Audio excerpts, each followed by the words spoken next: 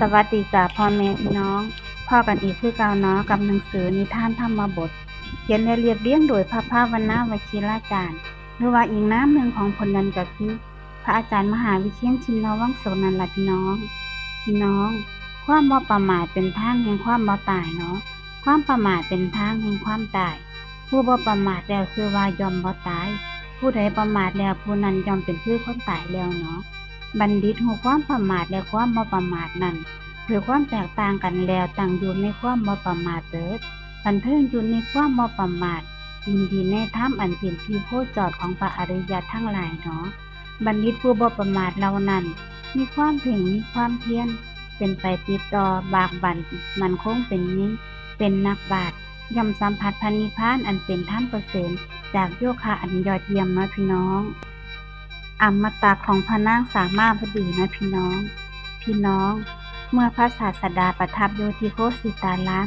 ข้าโศกนาฏกรรมของพระนางสามาวดีพร้อมโดยบริวาร500 คนและข่าวการลงโทษประหารชีวิตอันแสนหาฤโหดของพระนางคันธียา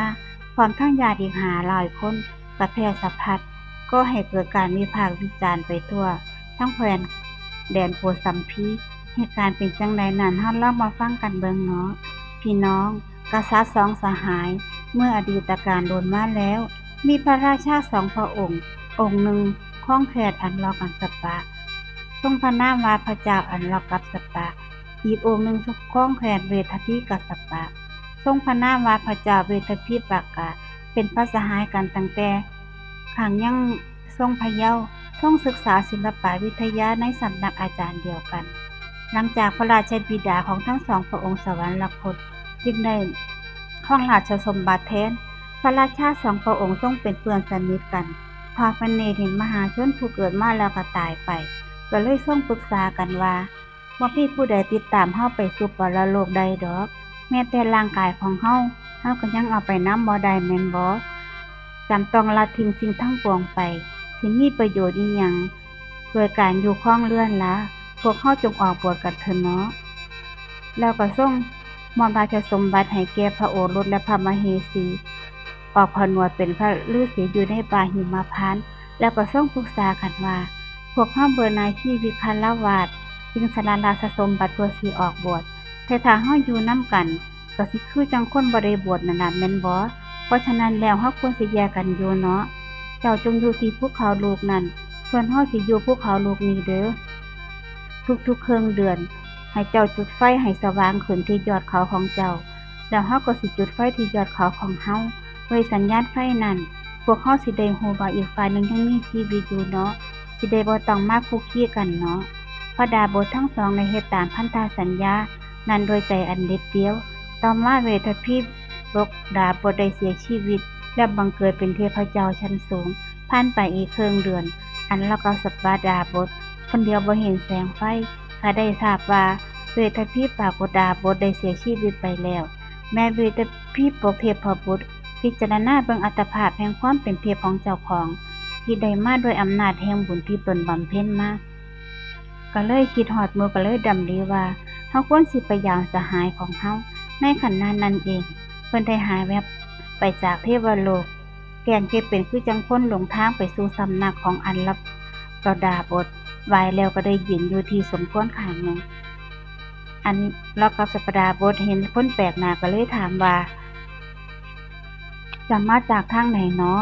เทพเจ้าจำแรงก็เลยตอบว่าท่านผู้เจริญผมเป็นคนหลงทางมา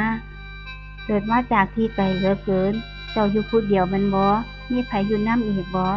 มีสหายของเฮาอยู่ผู้หนึงสหายของเจ้าอยู่หม้องใดเนาะขอรับเขาอยู่ที่ภูเขาลูกนั้นแต่วันอุโบสถที่ผ่านมาเขาบ่ได้จุดไฟเขาคงสิตายไปเสียแล้วละเป็นแบบนั้นบ่เนาะขอรับคงสิเป็นแบบนั้นล่ะอาวุโสกับผมคือผู้นั้นล่ะขอรับฮะเจ้าเองบ่เจ้าเกิดที่ใดล่ะกับผมเกิดเป็นเทพเจ้าผู้มีศักดิ์ในเทวโลกขอรับ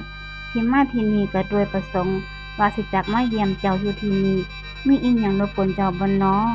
มีสิอาวุโสเฮาลำบากเพราะว่าสร้างหลายสร้างรบกวนท่านแม่นบ่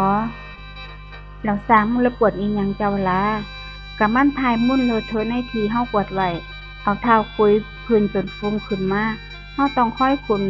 มุ่นสร้างไปทิมค่อยปรับดินให้เสมอลำบากเหลือเกินแล้วท่านปรารถนาสิบ่ให้สร้างพวกนั้นมาแม่นบ่ล่ะขอรับแม่นแล้วท่านเทพบุตรถ้าจังสันกับผมสิบอกวิธีให้เด้อ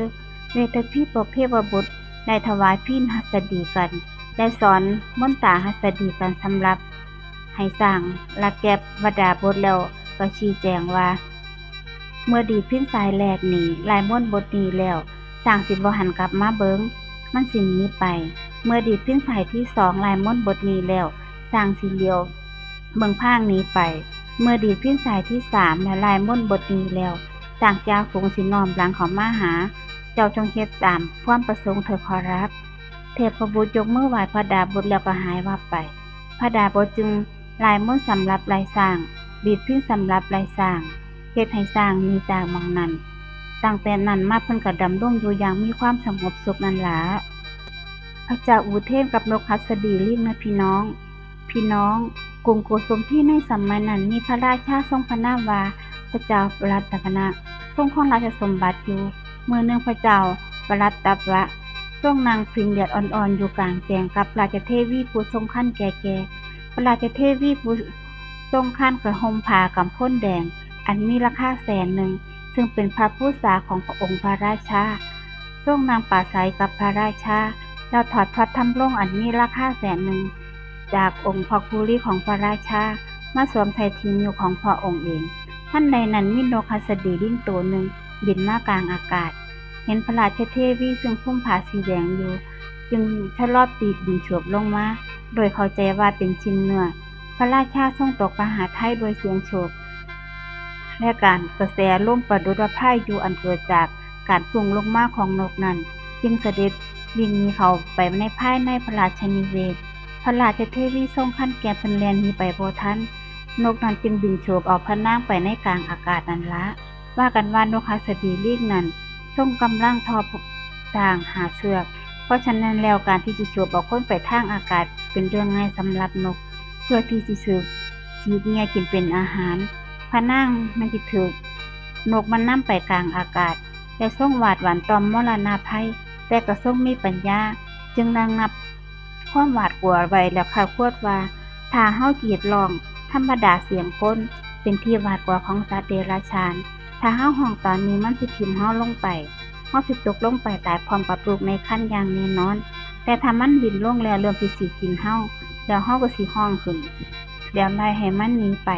ในเวลานั้นที่ป่าหิมพานต์มีต้นไทรใหญ่ต้นหนึ่งแต่ทรงผมใหญ่โตนกนั้นมักนำเหยื่อไปขี่กินที่ต้นไทรนั้นมันนำพระราชเทวีไปไว้ที่ต้นไทรแล้วก็วางลงระหว่างคาคบใหม่ในขณะนั้นพระราชเทวีทรงดำริว่าได้เวลาที่เฮาสิต้องไล่นกนี้ให้ไปเสียแล้วละจึงทรงยกพระหัตถ์ขึ้นทั้งตบมือทั้งกรีดร้องเฮ็ดให้นกมันตกใจแล้วก็บินหนีไปในขณะพระอาทิตย์อัสดงนั่นเองร่วมกับปั่นป่วนในพระคันของพระราชเทวีแล้วมหาเมฆห้องคำบนทุกทิศทางพระราชเทวีนอนอยู่เทิงผ้าคบใหม่สูงหรือกระสับกระส่ายโดยทุกขเวทนานั้นตลอดขึ้นยันลุงแต่เมื่อแสงทองจับขอบฟ้าพระโอรสผู้อาภัพกับประสูติพร้อมกับแสงอรุณโนไทยอันงดงามพระนางจึงตั้งคือพระโอรสว่าอุเทนเพราะว่าประสูติในเวลาที่พระอาทิตย์อุทัยนั่นเองเนาะม่านยาหญิงนะพี่น้องโชคดีว่าอัสสลามของอาหรับกษัตริย์ดาบทอยู่ในที่บ่ไกลจากหม้องนั้นโดยปกติในมื้อที่มีฝนพระดาบทนั้นย่อมบ่เข้าป่าเพื่อหาผลไม้เพราะย้านความหนาวเพิ่นมักไปยังคนต้นไทรต้นใหญ่นั้นเพื่อเก็บกระดูกและเนื้อที่นกมันกินเหลือแล้วนำมาทุบต้มเป็นน้ำซุปแล้วก็กินแทนน้ำในเช้ามื้อนั้นท้องฟ้าเริ่มมีเมฆบดบังพระดาบทก็คิดว่าสิไปเก็บเศษกระดูกจึงไปที่ต้นไม้ต้นนั้นมองหาเศษกระดูกที่ต้นไม้อยู่ได้ยินเสียงเด็กร้องอยู่เทิงคาคบไม้ก็เลยตกใจชะเง้อชะแงแล้วหาเห็นผู้หญิงคนหนึ่งอยู่เทิงกิ่งไม้ก็เลยถามว่าเจ้าเป็นผู้ใดกันเนาะพระเทวีตอบโดยความดีใจว่าข้าพเจ้าเป็นผู้หญิงเป็นมนุษย์แล้วเจ้าขึ้นไปเฮ็ดอิหยังเทิงต้นไม้นั่นล่ะพระนางอธิบายว่านกหัสดีลิงฉบข้าพเจ้ามาเนาะเอาแล้วเป็นหยังคือบ่ลงมาข้าพเจ้าย่านแต่ความเจือปนโดยชาติ เพราะว่าวันนะของเฮามันต่างกัน ที่นางตอบแบบนั้นก็เพราะว่ายึดถือว่าตนมีวรรณกษัตริย์นั่นเอง ดาบทจึงถามว่าเจ้าเป็นผู้ใดกันล่ะข้าพเจ้าเป็นกษัตริย์ ดาบทก็เลยเว้าให้นางสำบายใจว่าแม่นข้าพเจ้าก็เป็นกษัตริย์คือกันนั่นล่ะกับเจ้า ถ้าจังซั่นเจ้าจงเว้าเรื่องประเพณีของกษัตริย์เพื่อให้ข้าพเจ้ามั่นใจ พระดาบทนั้นจึงได้อธิบายเรื่องราวเกี่ยวกับวรรณกษัตริย์อย่างยืดยาว พระราชเทวีมั่นใจ จึงขอร้องให้ดาบทปีนขึ้นมาเพื่อนำพระโอษฐ์ลงจากต้นไม้ พระดาบทนั้นขึ้นไปรับเด็กลงมาแล้ว เมื่อพระราชเทวีกล่าวห้ามว่าได้โปรดอย่าถึกเนื้อต้องตัวข้าพเจ้าเด้อ พระดาบทนำพระนางไปสู่อัศรบทดูแลสองแม่ลูกโดยจิตอนุเคราะห์เป็นอย่างดี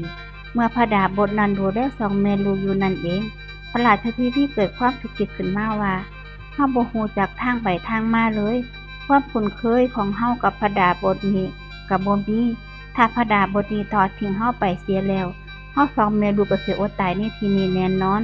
เฮาควรสิหาอุบายทำลายสิ่งของพระดาบทรูปนี้เสียแล้ว เพื่อที่สิให้ดาบทสิได้บ่ทอดทิ้งเฮาไปได้แล้วพระนางก็ใส่ม้ายาหญิง800เล่มเกวียนแกงเฮ็ดเป็นว่าเผาห่มลุดลุยพระดาบทที่อดเปรียวอดหวาดก็เลยทนบ่ได้เธอได้ทำลายสิ่งของพระดาบทนั้นเสียแล้ว ตั้งแต่มื้อนั้นเป็นต้นมาพระราชเทวีและดาบทก็อยู่สมัครสังว่าเป็นสามีภรรยากันนั่นล่ะขอกราบขอบพระคุณและอนุโมทนาบุญกับทุกท่านที่รับฟังจนจบคลิปเนาะพบกันใหม่ในคลิปหน้านะพี่น้อง